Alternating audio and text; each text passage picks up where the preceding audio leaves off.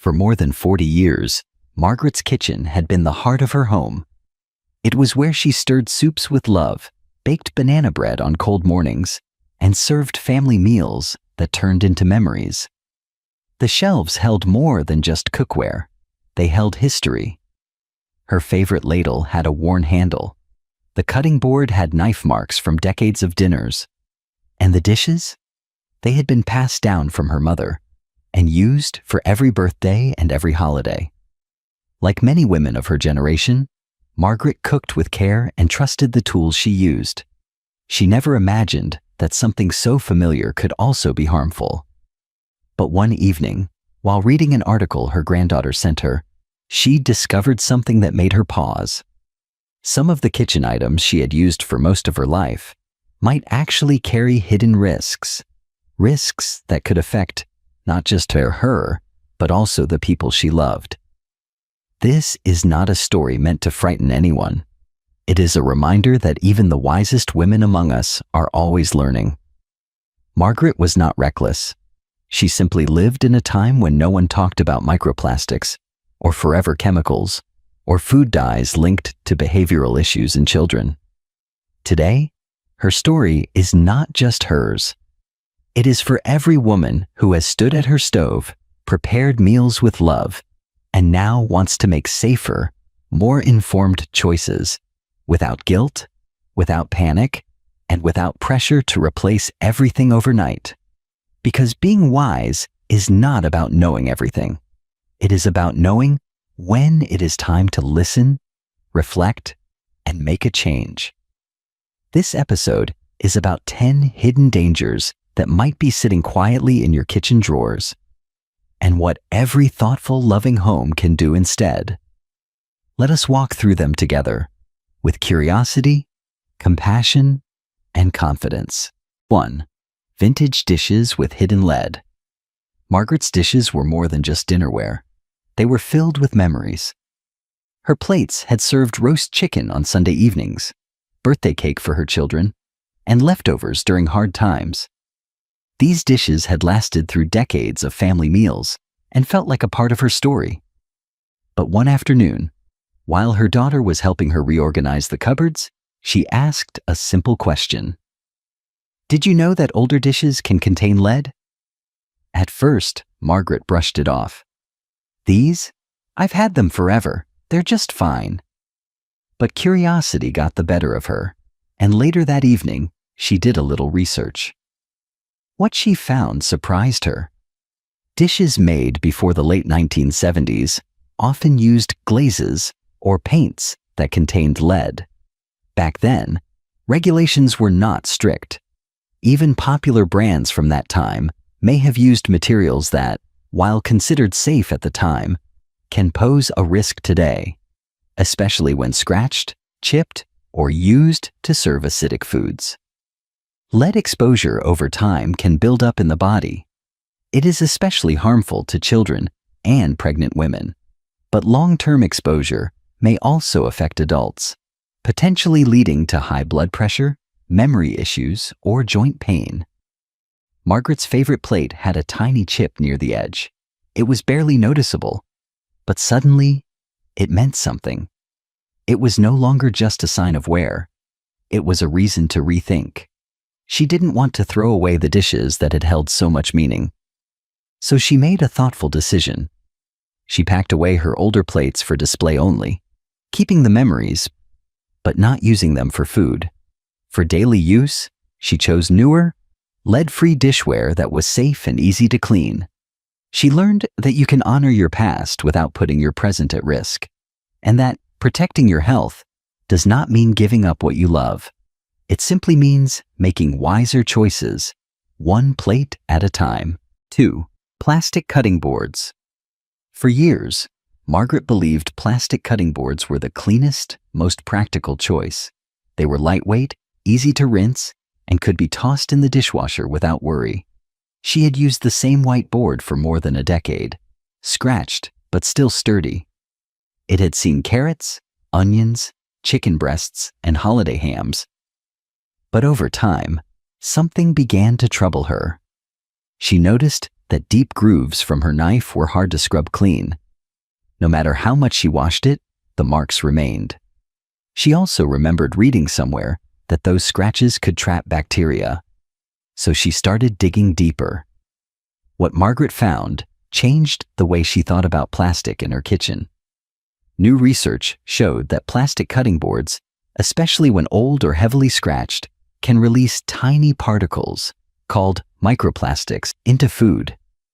These particles are too small to see, but they can be swallowed during everyday meal prep. Even more concerning, microplastics are now being found in the bloodstreams of humans, and even in unborn babies. Scientists are still studying the long-term health effects, but early findings suggest these particles may lead to inflammation, hormone disruption, and other unknown issues. Margaret was shocked. She had always done her best to prepare clean, safe meals. Now she wondered if her trusted cutting board might be doing more harm than good. After doing more research, she discovered that wooden cutting boards, when properly cared for, are actually a safer and more sustainable option. Natural wood has antibacterial properties, and when used and cleaned correctly, it is just as safe, if not safer, than plastic. Margaret replaced her old plastic board with a solid maple one. It felt heavier, sturdier, and somehow more honest. She oiled it once a month to keep it in good shape and washed it gently by hand after each use. It was not just safer, it felt more personal, like something a grandmother would pass down, not throw away. 3. Non-stick pans and forever chemicals. Margaret had a favorite non-stick skillet. It was perfect for eggs. Over easy, sunny side up, even delicate omelets, nothing stuck. It was her go-to pan, and she used it almost every morning. But over time, the surface began to wear. Little scratches appeared where the spatula had rubbed, a small chip on the side. She ignored them at first. The pan still worked after all. It still slid the eggs right onto the plate. Then one day, a friend mentioned something she had read about non-stick coatings. It was about a group of chemicals called per- and polyfluoroalkyl substances, commonly called PFAS. These chemicals are used to make cookware slick and non-stick, but they have also been called forever chemicals because they do not break down in the environment or in the human body. As Margaret read more, she learned that heating these pans, especially when scratched or chipped, can release PFAS into the air and into food. These chemicals have been linked to a range of health issues, including hormone disruption, weakened immune response, and even certain types of cancer. It was overwhelming. She had never imagined that cooking eggs could carry a risk. Still, Margaret did not panic. Instead, she made a plan. She began replacing her non-stick pans with stainless steel and cast iron. The stainless pans were great for searing and sauces. The cast iron, once seasoned, was nearly as non-stick as the ones she gave up. It took a little practice, but soon she found herself enjoying the process. The pans felt timeless, solid, safe. For the one or two things she still struggled with, like eggs, she kept a small ceramic-coated pan labeled as PFAS-free and used it gently, with a wooden spatula. Margaret learned that sometimes the tools we love most need to be let go, not because we failed, but because we are growing wiser. And that wisdom means cooking with care, not just for taste, but for health, for ourselves and for the ones we love. Chapter 4. Rice cookers and air fryers with non-stick interiors. Margaret loved her rice cooker. It was a gift from her son years ago, compact, reliable, and perfect for making just enough rice for dinner. On busy nights, it even doubled as a soup pot or slow cooker. She called it her little kitchen helper. It was one of the most used appliances in her home. But one evening, while reading about non-stick cookware, she learned something surprising. The inner pot of her rice cooker had the same type of non-stick coating found in frying pans. Coatings that may contain PFAS, the so-called forever chemicals. These coatings, when heated, could leach toxins into food or release fumes into the air. She hadn't thought of her rice cooker that way. It was so convenient, so modern. But the more she read, the more she realized that convenient did not always mean safe. The same concern applied to many air fryers on the market. These popular devices, praised for their ability to create crispy food with little oil, often used plastic casings and non-stick coatings inside the cooking baskets. When heated, especially at high temperatures, these materials could break down, potentially releasing harmful fumes. Margaret wasn't ready to give up her rice cooker entirely, so she found a balanced solution. She ordered a stainless steel inner pot as a replacement. It fit perfectly. She also began researching air fryers with stainless steel or glass interiors instead of plastic. She bookmarked a few brands and waited for a good sale. She didn't make the change all at once, but she made it thoughtfully. Because even her favorite gadgets, she realized, were worth rethinking if they meant better health for her and her family. 5. Black nylon cooking utensils. Margaret had a drawer full of cooking utensils, spoons, spatulas, ladles, some wooden, some metal, but many made of black nylon. She had bought them over the years because they were inexpensive, lightweight, and didn't scratch her pans. One day, while reading a health blog recommended by a friend, she came across a study that gave her pause. It mentioned that many black nylon utensils, especially the cheaper ones, had been found to contain flame-retardant chemicals. These chemicals are normally used in things like furniture or electronics. The concern was that when exposed to heat and cooking oils, they might leach into food. Margaret was unsettled. She had stirred boiling soup and hot tomato sauces with those utensils countless times. Could something so ordinary be causing harm without her knowing? She pulled out her spoon set and examined them. Some were already worn and discolored at the tips. She remembered reading that high heat, especially when combined with acidic foods like tomatoes or lemon juice, could make chemical leaching more likely. She started small. She replaced her most used spoon with one made of unfinished solid wood. It felt heavier in her hand, but there was something honest about it. She also bought a stainless steel slotted spoon for draining vegetables and pasta. One by one, she began replacing her old utensils as they wore out.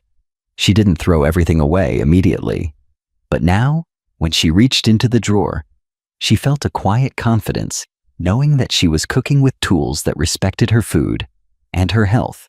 6. Microwave popcorn bags. Every Friday evening, Margaret had a routine.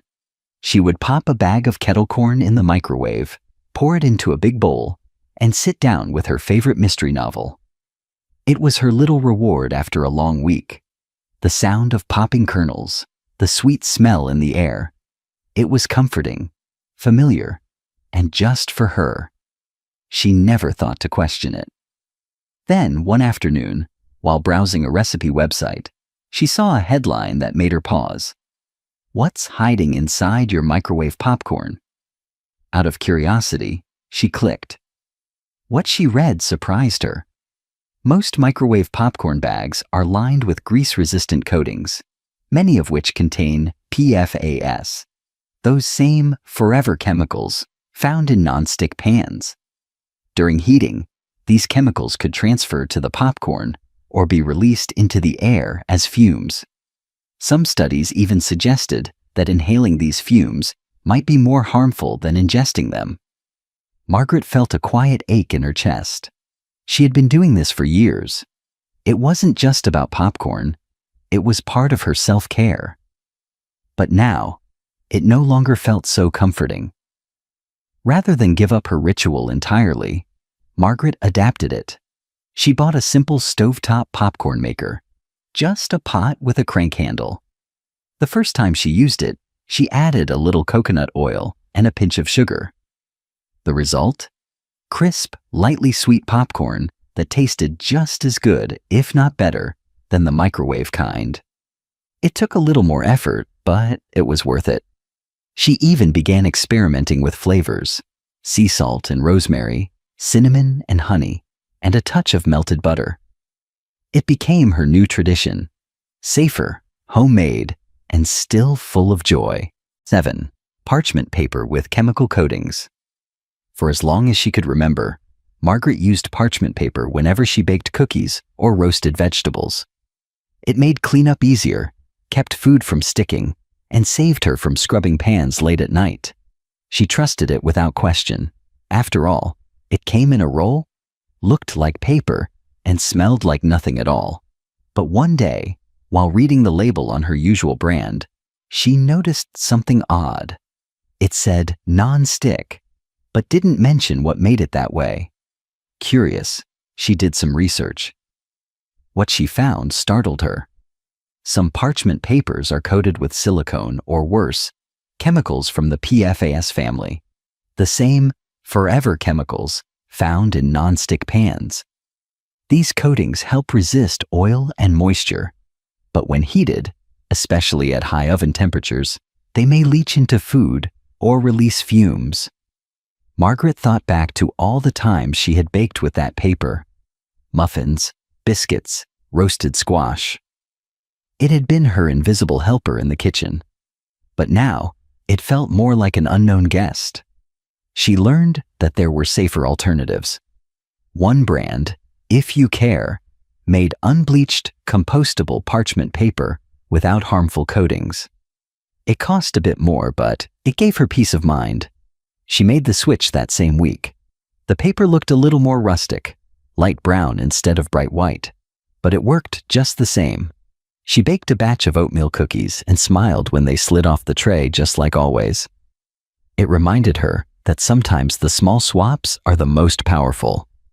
One roll of paper might not change the world, but in a wise kitchen, every choice is made with care, and that makes all the difference. 8. Old plastic food containers. Margaret had a cupboard full of mismatched containers. Some were real storage tubs, others were repurposed yogurt or margarine tubs. It was how her mother did it, and how she had always done it. Why waste a good container, right? They worked just fine, or so she thought. One day, while packing up leftovers, she noticed that the plastic was looking cloudy. The lid cracked slightly when she snapped it on. That night, she microwaved soup in one of those containers, and it struck her. Is this still safe? The next morning, she looked into it. What she learned opened her eyes. Older plastic containers, especially ones that have been used for years or exposed to high heat, can break down over time. Some of them, especially if made before 2012, may contain bisphenol A, better known as BPA, or other chemicals that can leach into food when microwaved or washed in hot water. Even newer plastics, while labeled microwave safe, may still release tiny particles when scratched or worn. Over time, these can accumulate in the body, and research is now exploring their possible effects on hormone levels, metabolism, and even the immune system. Margaret didn't throw everything out that day, but she did begin to sort through her containers. If it was stained, warped, or more than 10 years old, it went in the recycling. She replaced them with glass containers, sturdy, clear, and better for reheating. They stacked neatly in the fridge, and she could see exactly what was inside. Her kitchen started to feel calmer, cleaner. No more mismatched lids or warped bowls. Just safe, simple storage, fit for leftovers, soups, and the peace of knowing she was doing right by her health. 9. Artificial food coloring. Margaret always loved color. She decorated cupcakes with pink frosting for her granddaughter's birthday. She made green Jell-O for St. Patrick's Day. She believed food should be fun, bright, festive, and full of life. But she never gave much thought to where those colors came from. Then, one Sunday afternoon, While reading an article about food additives, she stumbled across something unexpected. Many artificial food dyes, like Red 40, Yellow 5, and Blue 1, were originally derived from petroleum. Others contained compounds that had been linked to behavioral issues in children and even potential cancer risks in animal studies. Worse, some of these dyes were still found in cereals, snacks, candies, and even pickles. Margaret was stunned. She had spent a lifetime feeding her family with love, but no one had ever told her that the color in their birthday treats could come with a price. She walked into her pantry and began reading labels. Sure enough, bright cereals and snack packs had a long list of numbered dyes.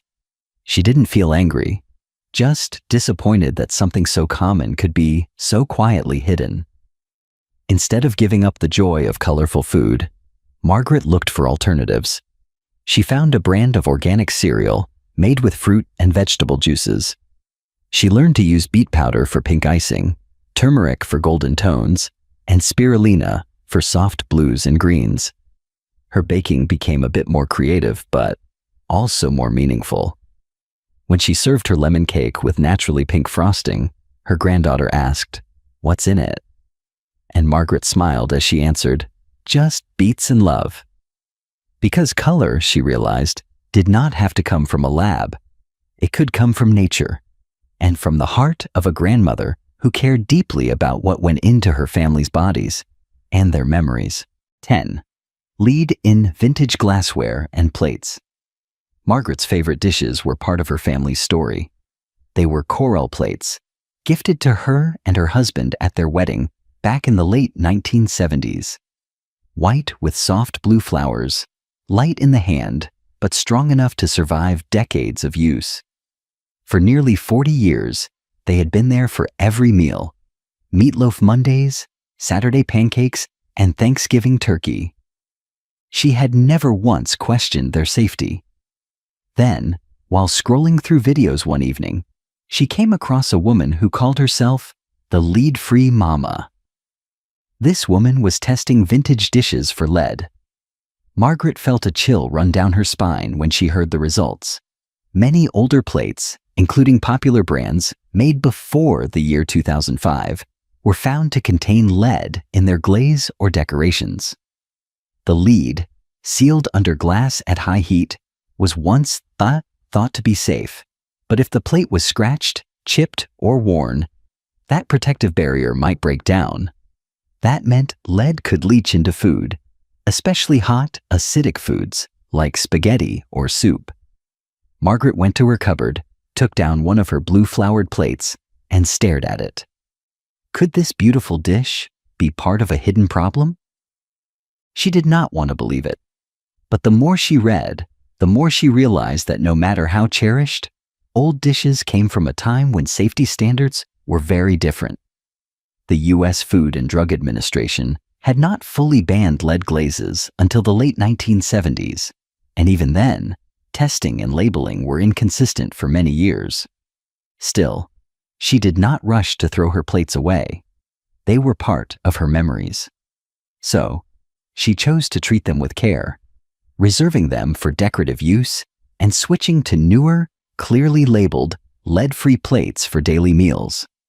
She also ordered a lead testing kit online to check the rest of her collection. To Margaret, it was not just about letting go.